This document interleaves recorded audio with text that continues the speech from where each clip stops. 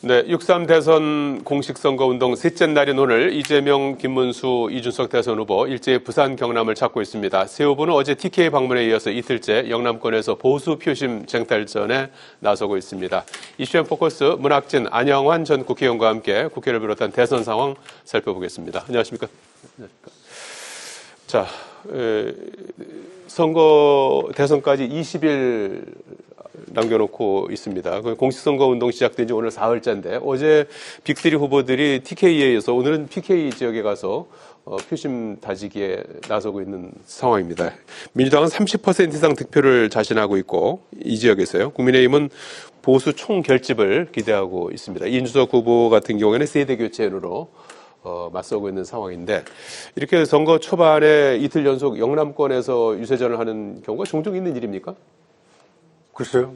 제가 머리가 나빠서 그런지 그거는 과거 선거 때 어떻게 했는지 기억은 안 나고 뭐 이제 양당 또는 뭐 이준석 후보 특히 양당 경우에는 민주당 경우는 크게 봐서 이제 이쪽이 수도권 충청은 빼고 영호남만 보면 뭐 호남은 역대 대선에서 압도적으로 민주당에 대해서 거의 일방적으로 지지를 보내주었으니까 이번에도 아마 큰 그런 변화는 없을 것 같아요. 호남 표심은. 더더군다나 이게 야권이 진보당 여기도 뭐 후보 사퇴하고 민주당 지지 선언을 했잖아요. 이제 정의당이 이번에 민주노동당으로 이제 이름을 바꿔서 진보라고 할 수 있는 후보는 그 짝이 이제 민주노동당 후보 하나인데 그렇게 투표율이 그쪽이 높을 것 같지는 않고 그래서 민주당 경우는 영남에서 얼마만큼 더 저쪽 성향 표들을 아무래도 이제 저쪽이 더 많으니까요. TK는 말할 것도 없고 PK도 그걸 이제 더 가져오려는 그런 거고 국민의힘이야 더 이제 좀 굳히자 이제 이런 거 아니에요. 집토끼 잡기 국민의힘은 그런 건데 저는 저번에도 말씀을 드렸듯이 이번 대선에 사실상 이미 승부가 나 있거든요. 사실상. 그런데 이게 판이 앞으로 딱 20일 남았죠. 예. 판이 좀 재밌어지고 지금까지 제가 지난번에 얘기했던 사실상 이미 끝났다. 이재명 후보 승리로 사실상 끝나는 거 아니냐 이렇게들 보는 사람이 지금 많단 말이에요. 근데 여기에 변수가 있으려면 자칭 보수연하는 이짝 세력이 다 합해져야 돼요. 그러지 않으면은 진짜 아무런 방법이 없고 또 하나는 이 계엄 탄핵에 대해서 명확한 태도 변화를 보여주지 않는 한 백약이 무효일 것이다. 이렇게 봅니다. 그래서 아마 물밑에서 이미 움직이기 시작을 하죠. 그거 잘 모르겠어요. 이 짝이든 저 짝이든, 예를 들면, 이준석 후보를, 끌어오기 위한. 그리고 국민의힘 경우는, 지금 유승민 전 의원이라든가, 한동훈 전 대표 지금 참여하지 않고 있잖아요. 이거 다 포용해야 돼요. 무슨 수를 쓰든. 그러지 않으면은, 별 방법이 없을 겁니다. 그 변수 관련해서는 잠시 뒤에 다시 한번 좀 여쭙기로 하고요. 빅3 후보 모두 지금 영남권에 이렇게 공을 들이고 있는 배경은 뭐라고 분석하십니까? 이제 방금 문학진 전 의원께서도 말씀해 주셨지만 이제 집토끼, 산토끼론이 우리 선거 때 많이 이야기를 합니다. 선거의 철칙은 산토끼 잡아오는 겁니다. 중도층 잡아오는 게 선거 승리의 요체입니다. 그런데 이제 보통은 집토끼론에 휩싸여 있는 경우가 많지요. 선거는 중도가 좌우하는 겁니다. 양 극단에 있는 유권자들은 자기들과 정책 이념이 약간 안 맞는다 하더라도 자기 쪽에 가까운 후보에 대해서는 욕하면서 찍습니다. 그렇기 때문에 결국 이제 산토끼론인데 그런 측면에서 민주당의 이재명 후보는 또 본인이 영남 출신이다 보니까 산토끼 추격전에 나선 것 같습니다. 집토끼는 이제 충분히 잡았다고 보고요. 산토끼를 하나를 더 가져오자. 그래서 선거 이기려면 완순으로 이기자 이런 계획을 가지고 있는 것 같습니다.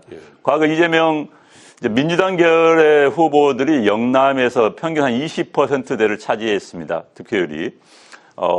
보수 계열의 후보들은 호남에서 10%대를 기록했거든요. 원래 영남 쪽이 상대적으로 높습니다. 그런데 어찌됐든 이번에 30%를 목표로 이른바 산토끼 추격전에 나섰다고 예. 볼 수 있고요. 그러면 김문수 후보는 왜 TK 영남에서 왔다 갔다 하느냐? 집토끼를 아직 못 잡았기 때문에 그렇습니다. 예. 집토끼가 지난번 대선 후보 경선 과정 또 최종 단일화 과정 등을 겪으면서 상당히 집을 뛰쳐나간 토끼들이 많습니다. 예. 보수가 결집되지 않았습니다. 그리고 상당수의 보수 유권자들이 실망한 나머지 예. 투표장에 나가지 않겠다는 유권자도 굉장히 많습니다. 선거는 간단합니다. 나를 지지하는 사람들이 투표장에 많이 나오고 상대를 지지하는 후보 유권자들이 투표장에 안 나오면 이기는 겁니다. 네, 지지층의 참여. 그렇죠. 예. 지지층의 이 투표를 높여주는가. 예. 그다음에 중도가 얼마나 중도표를 가져오는가인데 예. 현재 보수 후보는 지지층의 참여율이 낮을 가능성이 매우 높기 때문에 예. 지지층의 결집을 위해서 갈 수밖에 없는 것 같고요. 이준석 후보도 마찬가지입니다.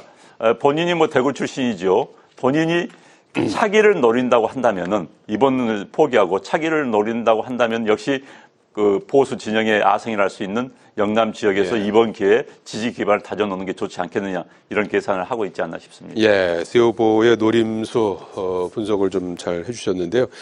자, 조금 전에 그 언급하신 대로 김문수 후보가 윤석열 전 대통령에 대한 탈당이라든지 출당에 대해서는 자신이 뭐 먼저 나가라 하거나 뭐 나가지 말라고 얘기하는 것은 옳지 않다라는 취지로 어제 그 말씀을 하셨고 그제는 계엄에 대해서 사과를 했습니다. 그리고 당내에서 특히 김용태 비대위원장 내일 아마 공식 이제 임명이 되지 않습니까? 그래서 오늘은 이제 합의를 도출하는 과정이다 이렇게 밝혀서 공식 선출되면 이제 어떤 또 입장을 내놓을지 주목되는 그런 상황인데. 현재 뭐 김문수 후보 입장에서는 중도위원 확장이라든지 또 보수 결집 이 두 마리 토끼를 잡아야 되는 그런 상황 아니겠습니까? 그래서 그 한가운데 또 윤석열 전 대통령이 있지 않습니까? 그래서 그 문제를 어떻게 좀 풀어야 된다고 보시는지요? 콜 아플 거예요. 그런데 김문수 후보가 이제 계엄, 예.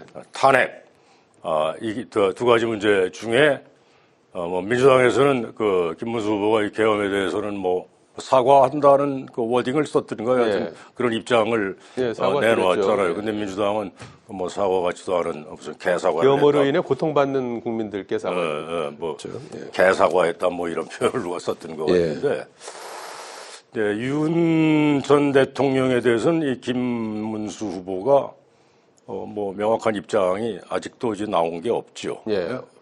그러니까 어떤 그 자신을 장관으로 임명한 전직 대통령에 대한 당시 대통령에 대한 뭐 의리라든가 아니면은 또 윤석열 씨를 그나마 좀 지지하고 있는 무슨 일부 당원이라든가 그게 몇 %나 되는지는 몰라도 뭐 그런 것 때문에 저하는 것 같은데 저는 이 부분을 김문수 후보가 제대로 한번 붙어보려면 명확히 하지 않으면 제가 지난번에도 말씀드린 바 있어요.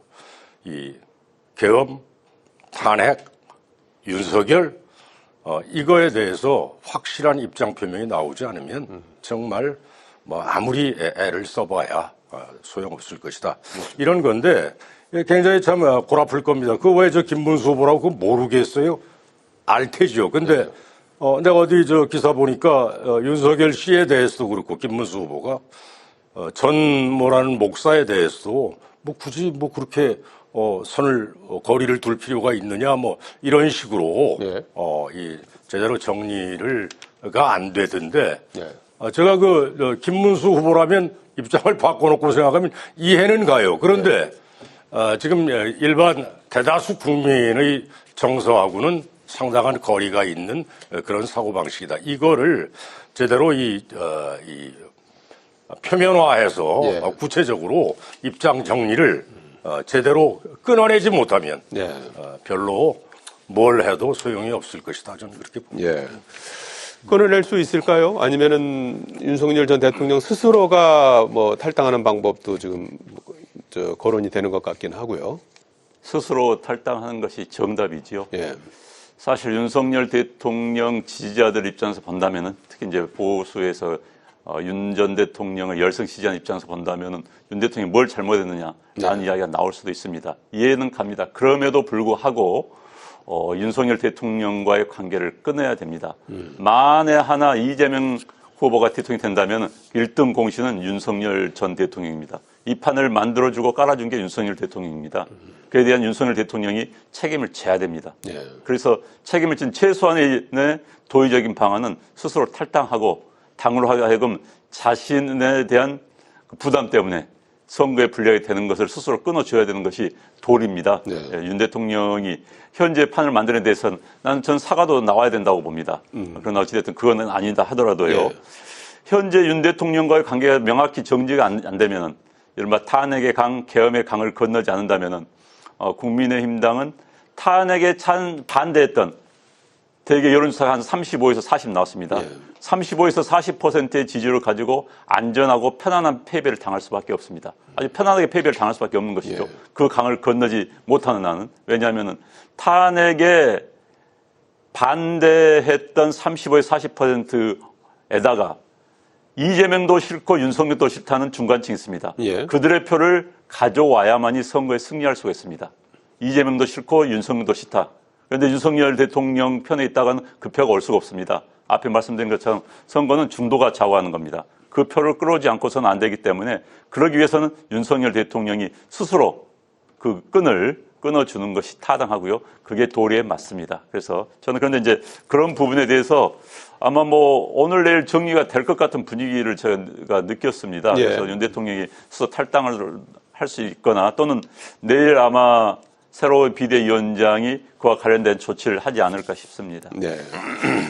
자, 그 상황 이제 임박한 것 같고요. 한번 보기로 하겠습니다. 선거운동 시작 이틀 만에 민주당과 국민의힘 양쪽에서 이른바 이제 말실수가 나왔습니다. 민주당은 김문수 후보 동명이인이죠. 김문수 의원의 출산 가산점 발언. 이거는 이제 당에서 검토하거나 논의된 적이 없다고 이제 공식적으로 해명을 했고요. 국민의힘은 김문수 후보의 미스 가락시장 발언이 또 도마 위에 올랐습니다. 그래서 이번 그 발언 논란의 문제점 뭐라고 보시고 또 이런 좀 유권자 입장에서 사실 또 이렇게 시원하게 이렇게 편하게 이렇게 말해주는 거를 좀 기대하고 그러나 또 말실수를 나오면 또 용서하지 않고 이런 약간의 좀 양면성이 있어 보이긴 하는데 말실수를 좀 줄일 수 있는 방법은 뭐라고 보십니까? 이제 중요한 거는요. 이게 선거가 과열되다 보면 우리 선거들 치러봤잖아요. 예. 이게 이제 분위기가 이게 부업하면 후보도 이제 현장 분위기에 따라 좀 이렇게 오버할 수 있거든요. 예. 그러다 보면 좀 과한 발언도 나오고 그러기 일쑤예요, 사실은. 예. 그런데 중요한 거는 이게 여진이 그냥 한번 웃어 넘긴다거나 에이 이 정도면 괜찮아요. 예? 그럴 수 있는데 방금 사회자 얘기한 대로 재밌네 하하하고 이렇게 넘어갈 수 있는 정도면 괜찮은데 그게 여진이 남게 되면 저 사람은 아무리 그래 그 분위기가 그렇다고 해서 저건 좀 심했다 너무 오버했다 이렇게 되면 좀 골아파지거든요. 네. 그래서 이 또 선거운동 중에 국회의원들이나 후보는 물론이고 이제 그렇게 좀 튀는 발언 또 튀는 걸 또 즐겨하는 사람들도 있어요. 그러다 보면 그 실수가 나오고 이 설화를 불러일으키는데 혹 있을 경우에 어떻게 국회의원 백몇십 명 양당이 말이에요. 네. 그거 언제 쫓아다니면서 다 단속되겠어요? 네. 사전에 좀 조심해달라 이 정도 아닙니까? 네. 근데 분위기에 따라 이제 그럴 수가 있는데 조기 진화해야 되고 네. 그다음에 여진이 남지 않는 선에서 좀 자제 해야 할 매우 큰 필요가 있다. 그렇게 봅니다. 예. 20일 동안 앞으로 이제 선거 열기가 지금보다 이제 많이 이제 고조되지 않겠습니까? 그로 인해서 또 설화도 계속 나올 것 같은데요. 그렇죠. 예. 정치는 말에서 시작해서 말로 끝난다는 이야기겠습니다만은 발언 하나를 사실 면밀한 계산 하에서 해야 예. 됩니다. 사실 그런데 이제 우리 언론이 먼저 언론 탓을 하겠습니다. 이런 발언에서 좀 과민합니다. 예. 또 과대 보도를 한 경향이 있습니다. 예. 그리고 또 우리 국민들도 듣고 계신 국민 여러분께서 좀 거부스럽겠지만 너무 과민 반응을 보인 경우가 있어요. 이번 발언. 그런데 이제 이 두 발언은 좀 차이가 있습니다.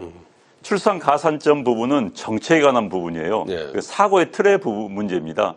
그러면 출산 가산점을 준다면 출산을 하지 못해서 어쩔 수 없이 못하는 그런 여성분도 있을 수 있고 어쩔 수 없이 결혼 못하는 분도 있고 그건 철학이 가는 부분이거든요. 그런 분들한테는 가산점 주지 않는다? 이건 정책에 대한 깊은 고려가 없는 발언이다. 사고의 틀이 굉장히 미흡하다. 이렇게 네. 볼 수밖에 없는 그런 류의 발언이고요. 이거는 이제 본인이 이제 총괄선대본부 직책 내려놨고 그렇죠. 그리고 당에서도 뭐 검토되거나 논의된 바 없다고 그랬습니다. 그리고 이제 미스 가락 시장은 그냥 그 자리에서 나왔던 발언 같습니다. 그래서 이제 발언을 좀 후보는 정말 절제해야 되는데 그런 부분인데 글쎄 이 발언까지 뭐 논란이 될 것 이 정도는 발언도 뭐 출산하지 못하는 여성들도 계실 수 있고 그래서 아니 그러니까 그 발언은 문제가 되는데 네, 문제가 될 수 있죠. 미스 가락은 글쎄요, 가락 뭐 시장. 아무튼 네, 미스 가락 시장 발언은 그 자리에서 농담을 한 것 같은데 어찌됐든 이런 발언들은 서로 자제한 게 맞습니다. 서로 선거 국면에는 발언 하나하나가 큰 영향을 미칠 수가 있거든요. 과거 뭐 정동영 의원의 무슨 뭐 노인 비하 발언 이런 발언이 선거에 영향을 미쳤듯이요. 네. 그래서 서로가 자제를 해야 될 것 같습니다. 알겠습니다. 자, 오늘 국회 법사위에서는 이재명 후보 선거법 파기환송한 대법원에 대해서 청문회를 열었는데 일단 조희대 대법원장을 비롯해서 대법관들은 전원 불출석 사유서를 내고 출석하지 않았습니다. 그리고 청문회 대신에 이제 대체 토론을 통해서 법원 행정처장을 상대로 해서 갑론을박을 벌이기도 했습니다. 그리고 오늘 그 특검법은 이제 법사위에 이제 상정이 된 그런 상태인데 오전에 법사위 상황 어떻게 보셨습니까? 이게 그 대법원이 5월 1일 날이었나요? 네. 파기환송. 예. 그거 한 이제 이후에 벌어지는 대법원장 탄핵하겠다. 그다음에 그 같이 참여했던 대법관 전원 다 탄핵하겠다. 그다음에 형사소송법 이재명 대표 지금 후보 걸려 있는 그런 바로 이제 그런 해당 조항이거든요. 이런 걸 이제 고치겠다는 형사소송법 개정안도 내고 뭐 대법관을 뭐 대폭 증원을 하겠다. 여러 가지 지금 뭐 법안들을 준비했고 또 뭐 발의하고 있고 뭐 그러고 있잖아요. 저는 이게 민주당 입장에서는 예. 이재명 후보를 보호하기 위한 또 법원의 어떤 과도한 정치 개입을 막기 위한 뭐 이런 거일 텐데 굳이 지금 이 시점에 예. 선거가 지금 본격전에 들어가 있는 이 시점에 예. 이걸 그냥 이렇게 밀어붙이는 게 전 지난주에 이걸 그냥 딱 한마디로 좀 과유불급 아니냐 너무 좀 지나친 것 같다 이런 표현을 썼었는데 지금 시중에는 또 뭐 여러 언론에서도 이제 이런 그 지적들을 하잖아요. 지금 입법부는 다수 의석을 민주당이 차지하고 있고 그다음에 이번 6월 3일 대선이 우선 하여튼 현재로서는 이재명 후보의 당선이 일단은 유력해 보이고 천재지변이 없는 한 그다음에 사법부까지 이렇게 사법 길들이기 뭐 이렇게 해서 말하자면 삼권 분립이라는 게 우리 이제 기본 우리 민주주의의 기본 체제 아닙니까? 그런데 입법 행정에서 사법부까지 장악하려고 하는가? 이재명 행정부가 들어서면 사법부까지 장악할 거냐? 이런 우려가 있다고요. 그런데 지금 선거 와중에 방금 우리 안 의원도 얘기했듯이 중도표가 매우 중요하잖아요. 예. 한 30여 % 된다는 거예요, 중도가. 예. 그 사람들이 꽤 좀 위험하지 않은가 이런 생각을 할 수 있단 말이에요. 예. 그냥 굳이 민주당이 좀 앞서가는 입장에서 알겠습니다. 이렇게까지 할 필요는 없지 않나 싶어요. 예, 안 의원님, 시간이 뭐 다 됐어요. 선출된 권력이 독재자로 되는 과정을 그대로 밟아가고 있습니다. 예. 선출된 권력이 입법부를 장악한 다음에 그 다음에 사법부를 장악을 하거든요. 폴란드, 헝가리, 페루 같은 이른바 신생 민주주의 국가들에서 행했던 행태가 보여지고 있습니다. 극단적 히틀러의 모습이 이거였습니다. 입법부를 장악한 다음에 사법부를 장악하는 거. 예. 몽테스키에가 그랬죠. 상권 분립에서 사법부마저 넘어가는 순간 모든 구성원의 자유는 없어진다고. 저는 그런 상황이 매우 두렵고 우려가 됩니다. 좀 자제돼야 된다. 이런 두 분 말씀입니다. 여기까지 듣겠습니다. 고맙습니다. 고맙습니다. 네, 지금까지 문학진, 안영환 전 국회의원과 국회 라이브와 함께했습니다. 저는 내일 오후 1시에 뵙겠습니다. 고맙습니다.